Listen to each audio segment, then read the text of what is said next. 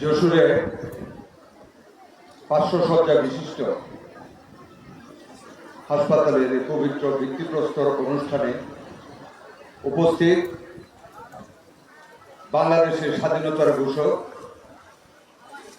বাংলাদেশের বহুদলীয় গণতন্ত্রের প্রবক্তা শহীদ রাষ্ট্রপতি জিয়া রহমানের এবং তিনবারের সাবেক প্রধানমন্ত্রী, সংসদীয় গণতন্ত্রের পুনঃপ্রতিষ্ঠাতা বেগম খালেদা জিয়ার গর্বিত সন্তান, গণপ্রজাতন্ত্রী বাংলাদেশ সরকারের আজকের প্রধানমন্ত্রী, এ যাবৎকালের বিশ্বের সর্বশ্রেষ্ঠ রাজনৈতিক সংগঠক জনাব তারেক রহমান, উপস্থিত এই আসন থেকে আপনাদের নির্বাচিত মাননীয় সংসদ সদস্য, গণপ্রজাতন্ত্রী বাংলাদেশ সরকারের মাননীয় বিদ্যুৎ প্রতিমন্ত্রী, উপস্থিত পানি সম্পদ মন্ত্রণালয়ের মাননীয় মন্ত্রী, স্থানীয় সরকার পল্লী উন্নয়ন সমবায় মন্ত্রণালয়ের মাননীয় প্রতিমন্ত্রী, পানি সম্পদ বিভাগের মাননীয় প্রতিমন্ত্রী সহ মাননীয় সকল সংসদ সদস্যগণ, উপস্থিত সুধীবৃন্দ, হসপিটালের ডাক্তারবৃন্দ, ঢাকা থেকে আগত স্বাস্থ্য বিভাগের এডিশন সেক্রেটারি এবং মহাপরিচালক সহ সকল সুধীবৃন্দ, লেডিজ অ্যান্ড জেন্টলম্যান, আসসালামু আলাইকুম ওয়া রাহমাতুল্লাহি ওয়া বারাকাতুহু।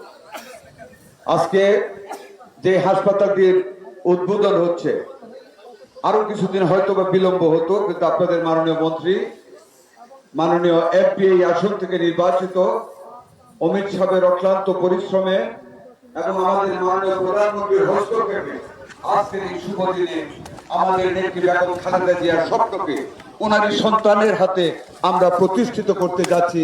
এই জন্য আল্লাহর কাছে আমাদের নেত্রী বেগম খালেদা জিয়ার জন্য আমরা সবাই দোয়া করি, আল্লাহ যেন ওনাকে বেহেশত নসিব করে দেন। প্রিয় সুধীবৃন্দ, আমার বক্তব্য রাখার আজকে সময় না। আজকে মাননীয় প্রধানমন্ত্রী, যিনি বাংলাদেশটাকে এখনো 2.5 মাস শেষ হয়নি, যে নতুন ভাবে সাজানোর যে পথকৃত ভাবে কাজ করতেছেন, যেভাবে একের পর এক নির্বাচনী প্রতিশ্রুতিকে বাস্তবায়িত করে যাচ্ছেন, এই গ্রাম থেকে ওই গ্রামে, এই জেলা থেকে ওই জেলা, বাংলাদেশের প্রত্যন্ত অঞ্চলে ঘুরে বেড়াচ্ছেন, সেটা প্রমাণ করে we want to do something very special for this country. একে আমাদের প্রধানমন্ত্রী ঢাকায় প্রত্যাবর্তন করে বলেছিলেন, I have a plan for the country, I have a plan for the nation, for the people.